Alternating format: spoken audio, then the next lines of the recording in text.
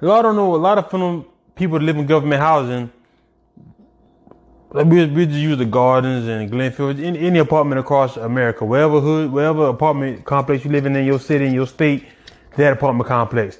What they don't know is some of the requirements is that a man cannot be present in the house.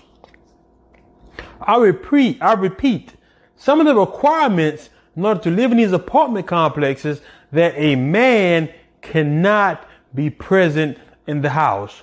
So they are giving incentives for women to not have a man in the house.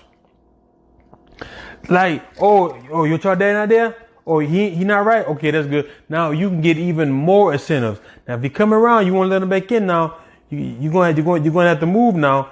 Or do you want that? Or you don't want to move, right? So if you don't want to move, you can't let him stay here.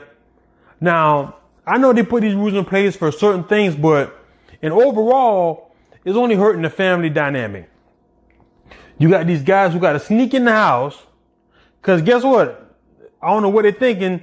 The guys are still coming over there, but then it's just more sneaky. It's just more relaxed. So then they got to go through all that. Oh, my baby daddy, he like to sneak by. He can't stay. He can't help me raise these kids, which that man needed to help raise them kids, which would cut down a lot of the violence in these neighborhoods.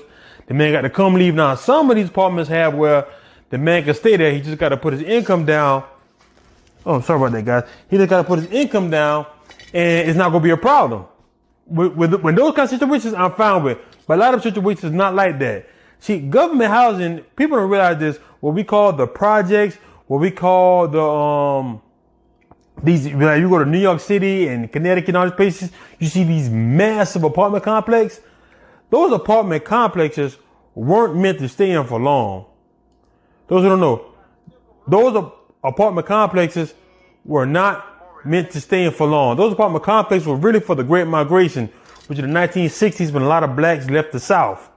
When they left the South, those cities they did not have enough housing to those people to come in to buy houses. What it did was the projects were supposed to be, this was supposed to be the plan.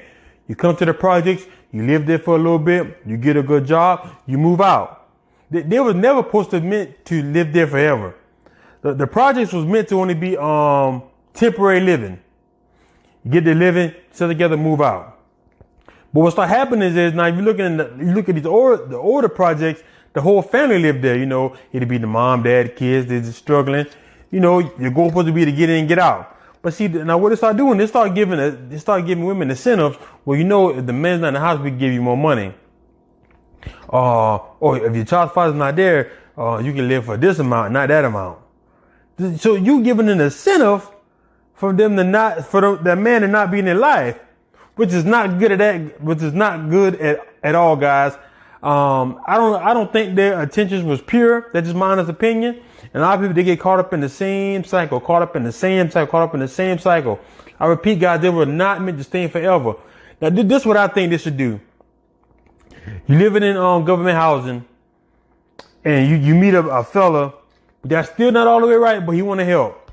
You should be able to, without going through all kind of red tape, hey, this guy living with me right now, and I want him to, he's my friend. Okay, we're going to tell you what. We're going to give y'all 6 months for this price to figure it out. In 6 months, if he's still with you, you have to go. But now you get 6 months, you got enough time to get your money together. Y'all can get a nice apartment or what might have you. That you don't have to be confined to these restraints. You don't have to go through all these checks. You don't have to have your man, hey guys, what day the check is? I think they're going to do checks. People know they do checks. Oh, I think they're going to do, checks on the 13th.